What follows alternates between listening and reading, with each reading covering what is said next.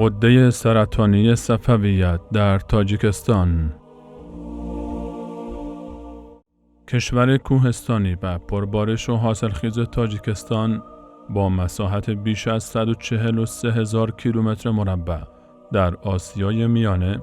از جنوب با افغانستان و از غرب با ازبکستان و از شمال با قرقیزستان و از شرق با چین همسایه است. تاجیکستان یا همان سرزمین فارس های تاجیک امتداد زبانی و فرهنگی ایران و افغانستان است. با وجود رودهای بسیاری چون سیر دریا یا سیهون، آمو دریا یا جیهون، رودخانه زرافشان، رود پنج، رودخانه مرغاب و رودهای سرخاب، کافر نهان، رود وخش و کوهستانها و زمینهای حاصلخیز و ملت زحمتکش و با قناعت، نبود مدیریت توانمند و دلسوز فرصت رشد اقتصادی را از این کشور ربوده است. ملت رادمرد تاجیک نمونه ای از فطرت خدادادی و پایمردی است. ملتی که چکش و داس خرس سیبریایی کمونیست بیش از 70 سال بر سر او تازید، طی آن مناطق فارس نشینی از آن به ازبکستان سپرده شد و دین مبین اسلام مکرراً مورد هجوم و آزار و اذیت قرار گرفت. اما هرگز اهریمن باور کمونیست نتوانست روحیه توحید و یکتاپرستی را در نهاد آن خفه کند و با فرو ریختن سلطان پوک اتحاد جماهیر شوروی وحشی صفت، اذان توحید اشهد ان لا اله الا الله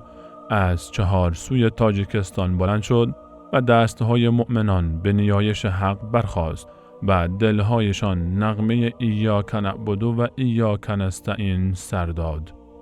تاجیکان گویای معجزه دین فطرت آسمانی اسلامند، دینی که حتی اگر تیشه برگرفته به جانش برافتی بیش از پیش بر رویش آن افزوده خواهد شد، درست چون عود و مشک و عنبری که با آتش زدن آن بوی عطرآگینش در فضا میپیچد. نهضت اسلامی به رهبری استاد عبدالله نوری و استاد همتزاده و پس از آن شاگردان ایشان من جمله استاد کبیری از شاخصترین چهره‌های فعالیت اسلامی در این کشورند.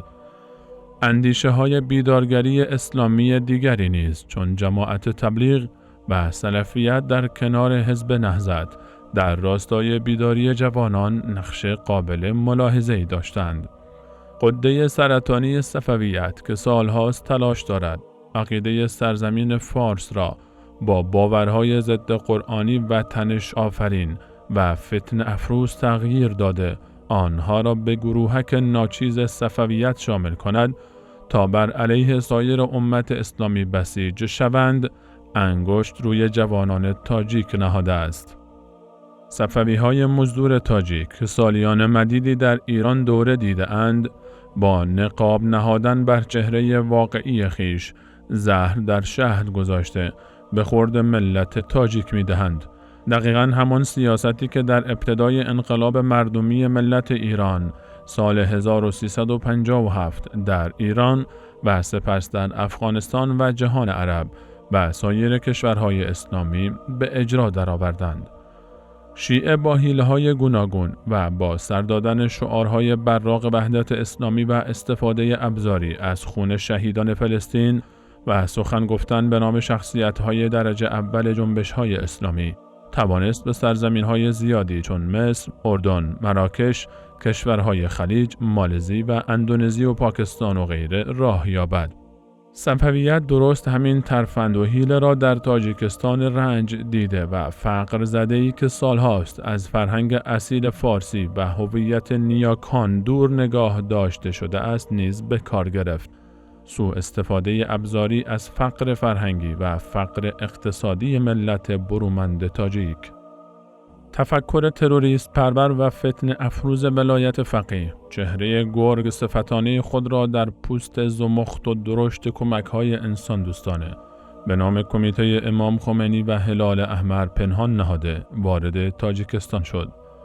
این کمیته در کنار مدیریت هجوم فرهنگی بر تاجیک و تلاش بر تغییر بافت ملی این مردم که جز قرآن کریم و سنت رسول صلی الله علیه و آله و سلم برای خود هویتی دیگر نمی‌شناسد، طی برنامه‌هایی در ظاهر آموزشی برای خانم‌ها و نوجوانان و همچنین آقایان جیره‌خوارانی جهت پیدا کردن اهداف شوم خود و برهم زدن وحدت ملی این کشور تربیت کرد.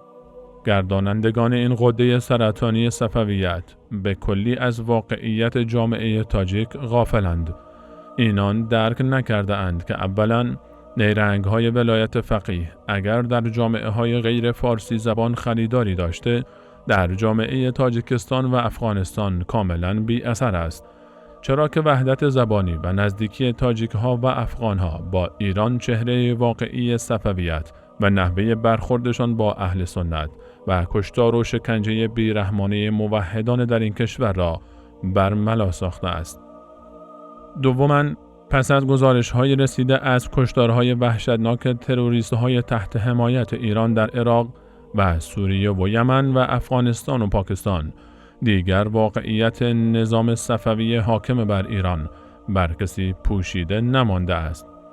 سوماً کشور تاجیکستان به یک خانواده بزرگ شبیه است که همه همدیگر را می‌شناسند و ریشه و اساس جیره‌خواران خودفروخته شیعه‌های تاجیک بر سایر ملت این کشور عیان است. شاید در وهله اول برخی جوانان ساده‌لوح تحت تأثیر شعارهای براق این عده قرار گرفته باشند،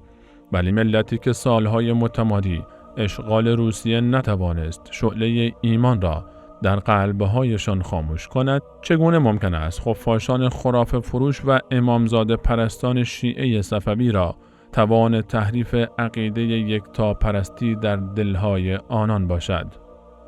چطور امکان دارد تاجیک هایی که نیمی از فرزندانشان را به نامهای صحابه و یاران و اهل بیت پیامبر اکرم صلی الله علیه و آله و سلم زینت بخشیده اند، با الفاظ زشت و دشنام و تکفیر به جنگ با دستپروردگان و شاگردان مکتب رسالت بروند؟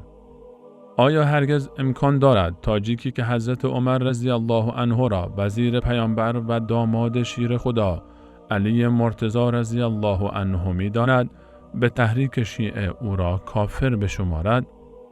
آیا هرگز می توان تصور نمود تاجیکی که برای حضرت ابوبکر رضی الله عنه که قرآن در سوره توبه او را یار پیامبر شمرده احترام شایانی قائل است، به وسوسه 4 خودفروخته و مذهب تراش ابله اهانت روا دارد و او را کافر دانسته و مورد لعن و نفرین قرار دهد؟ آیا هرگز می توان باور کرد تاجیکی که 70 سال تمام زیر ستم و استبداد کمونیستی قرآن را حفظ نمود، به گفته چند نادان مذهب فروش و جیره‌خوار نظام ولایت فقیه کلام پاک پروردگار را تحریف شده بپندارد؟ آیا هرگز می توان تصور کرد تاجیکی که سینه اش مالامال محبت مهاجرین و انصار و دست پروردگان پیامبر خداست، آنهایی که قرآن در آیه‌های بسیاری چون آیات 8 و 9 سوره 8 و آیه 29 سوره فتح و آیه 100 سوره توبه و غیره در ثنا و مدح آنها سخن میگوید، الله متعال از آنها اعلان رضایت نموده و بهشت برین را جایگاه آنها قرار داده، به خود اجازه توهین و ناسزا و لعن و نفرین گفتن به آنها دهد.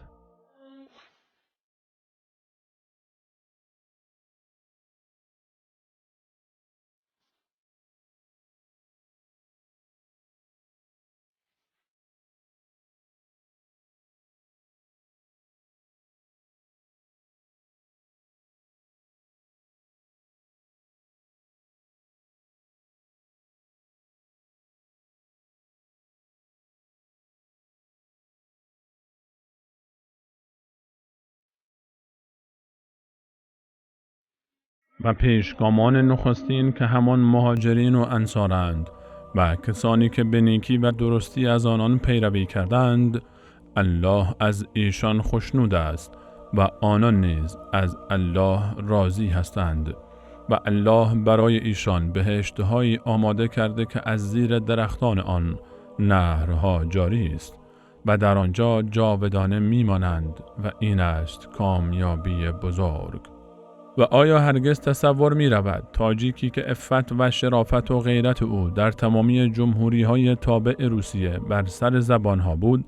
به اشاره آخوندی شهوتران دختر و ناموس خود را به نام مذهب تشیع طعمه شهوت گرگان درنده کند؟ در حقیقت بروز غده سرطانی شیعه صفویت در متن جامعه تاجیکستان باعث شد تا تاجیک ها از این بیماری هولناک واکسینه شوند. به شکرانه الله متعال تمام تاجیک ها امروز با واقعیت شیعه صفوی و اهداف و سیاست های ضد انسانی و ضد اسلامی مراجع و سران فتنه‌جو و آتش افروز حاکم بر ایران آشنا شده‌اند. تاجیکان دریافتند که این اقلیت ناچیز صفویت در بین جامعه تشیع که کمتر از 8% از جمعیت مسلمانان را تشکیل می‌دهد، روی به نابودی است و به زودی با بالا رفتن میزان آگاهی و رشد بیداری در ایران، صفویت متلاشی شده، ایران به دیانت اسلام قرآنی که هویت اصیل نیاکان این خاک و بوم است باز خواهد گشت. و چون گذشته باز در ساختار آینده بشریت سهمی بس بزرگ را به عهده خواهد گرفت.